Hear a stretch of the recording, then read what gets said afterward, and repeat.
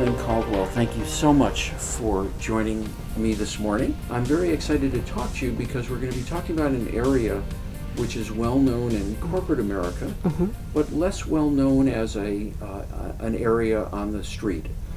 When people talk about HR, they may have pictures of someone who has expertise, for instance, in benefits or in training employees on communication skills. But I know the field has emerged and developed into talent management, which is a very different take on the important role of the HR professional. And we're delighted to have you here on our faculty directing our HR concentration, and would love to learn more about talent management. I wonder if we could begin by hearing a little bit about what brought you into this area of expertise, and would love to hear a little bit about your work with Volvo USA. When I started working in human resources, which has been now about 20 years ago, Yes. I was in under that traditional umbrella where you only did the benefits, maybe a little bit of employee relations, compensation. So I have actually had the benefit of watching the immersion and development of talent management. So I started in the financial industry as a HR generalist, doing generalist activities, working with benefits, and that was good. And I would basically encourage people to, get in that way because you learn quite a bit. You learn everything from benefits and compensation. So it's really a good knowledge base. And from there, I did a little bit of, the compensation analyst role. I was working in that generalist role, focusing primarily on benefits, when the person we had in the recruiting position decided to, move on for other opportunities. So we were left with a gap. And we did not have the resources at the time to fill it, but we still had positions that needed to be filled. We had talent that needed to be developed. So I was asked if I would kind of do the dual role. And how that evolved was, okay, well, I didn't know a lot about recruitment, so I kind of learned as I was going, but I realized, I kind of like this. It's like a matchmaker. We have a position, we have a need, and now I need to go and find the perfect candidate to help fill the need and help grow the business.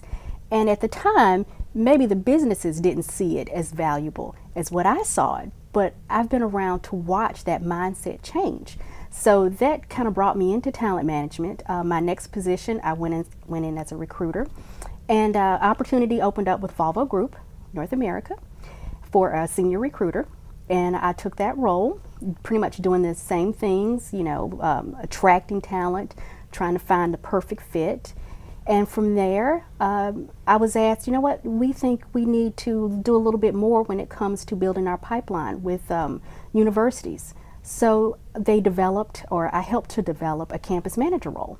So I started working with the universities, building relationships, because companies at that time weren't really thinking about talent pipeline. And I was fortunate that Volvo understood that and they got it. So I started working with colleges, developing the talent, creating intern co-op programs. And this was great. Kids come out of school, they've got all this energy and possibilities. What can we do? So when we find these candidates that have the great skills, how can we make sure that their preferences and behaviors match what's critical for the position?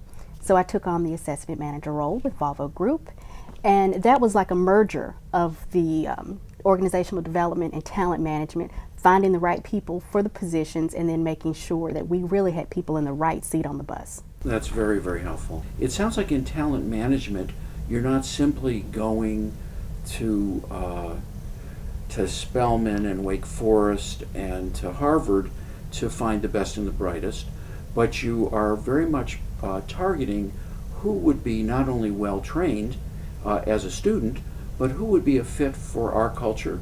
Yes. And who would have the skills we need. Yes. Is that a reasonable way to understand this? Many years ago when I entered the field, we had a post and wait mentality.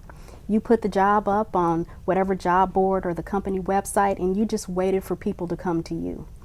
Those days are hopefully long gone because things have changed.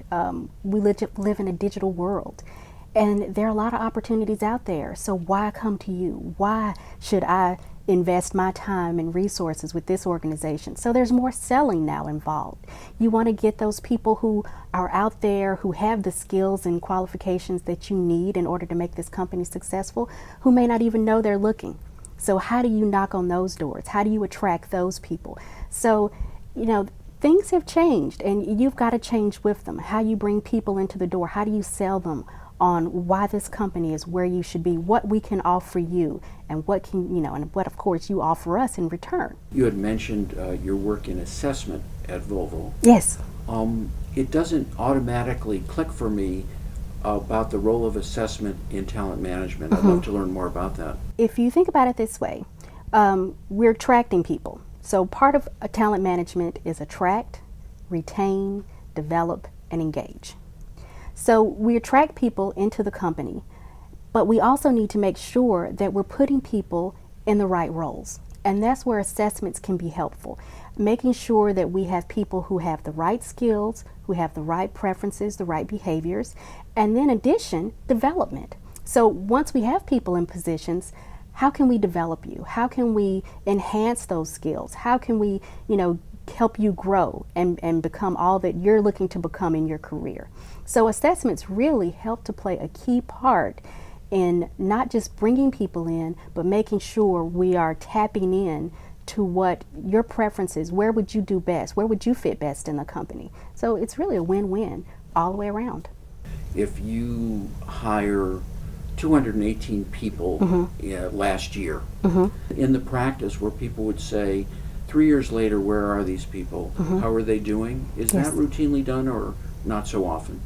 Well, I think it's wise to do that because that brings me to turnover. Yes. And when you think about turnover, that's when the assessments come in, how we're attracting people, where are we finding people who seem to fit best in the organization, who adapt well to the culture. So doing retention studies is very helpful. It helps you to understand, where should we target our resources? How can we help people to stay, to keep our talent? Because if you think about recruiting and attracting talent, a lot goes into that. The time of the person to find a talented individual, the interviews, the training and development. So there's a lot of resources and finance put into finding just the right fit.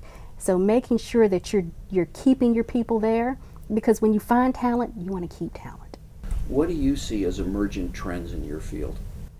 I think assessments are really beginning to emerge in quite a few organizations. I have seen a trend towards that. And like I mentioned before, I think the assessments are helping to make sure that not only are we finding the skill, but we're also making sure that we are finding the behaviors that will help someone be successful. And in long term, that's going to help with your retention. If you are in a position where you've got the skill, your preferences and behaviors are in line, the probability that you'll stay because you're happy, it's a perfect fit, go up tremendously. You had also mentioned to me in our conversation before the filming about how you'd like to see some smaller organizations begin to adopt this model. Yes. Can you speak to that? Yes, well, currently I have noticed that talent management is, becoming more widespread, more known in larger organizations, the Fortune 500 that we talked about. But what I would like to see is even the smaller companies, the startups, the mid-size, not so big. I'd like to see more of a shift towards embracing talent management. But I consider talent management to be the backbone of an organization. Outside of whatever the product is that you're selling or manufacturing, what would a company be without its people? And those people are critical to an organization's success. So I'd like to see more people, more companies that is, adopt that mentality. And I think we're getting there. I think the realization is coming. What's the job opportunities for people that would make that choice? The job opportunities in the field of talent management or even organizational psychology are good and they're growing. Just recently I checked with the APA, and according to their career projections, organizational psychology field is projected to grow about 26% by 2018. So that's a huge amount of growth. So the opportunities are out there. Like I said, they may not always come under a talent management umbrella, but HR managers, generalists, HRBPs, recruiters, there's going to be a lot of demand for those type of positions because mindsets are changing within the organization. So employees, students who bring to the organization the understanding of the philosophy behind recruitment and retention, who understand how to create, implement, develop these training and development programs, they're bringing an added skill and benefit. They're going to be assets. And therefore, the possibility that they're going to be sought after is very good. I assume that most of the employment opportunities are within the structure of companies. Is there a small boutique market of HR consultants that are brought on? For companies who maybe don't have that strong HR department or a strong talent management department within their organization, these boutique agencies fill that void. And they're realizing that this is a valuable resource. You know, this is something that we need, and it's really making a difference in the quality of people we're bringing in, the people we're able to keep within the organization. So, you know, again, where would we be without our backbone? And talent management definitely is that. In organizational development and organizational behavior, there's certainly gold standard thinkers and gold standard books. Yes. I'm wondering if there's someone who has a model that you feel is very important to share with your students. I am a big follower of Edgar Schein. Yes. I think his work with process consultation, helping, is wonderful. As a talent management professional, that's what you're going to be doing with the leaders of the organization. You're helping them to find, develop, retain, and build strategies around human capital. And he lays out some wonderful information in how to do that the best way. So I'm a big cheerleader for Schein. Get his books. They're wonderful. I'm wondering if there's any take-home point you'd like to make as we wrap up. If I could say one thing about talent management, is a necessary and one of the critical areas in any organization. And I hope to see more continued growth. I hope more people will gravitate towards the field, because we need people who are interested, who are talented, who want to build the field. So that's a wonderful shout out to the field. And once again, thanks so much. Thank you. For more information about the faculty members interviewed today and the topic of discussion, please follow these links.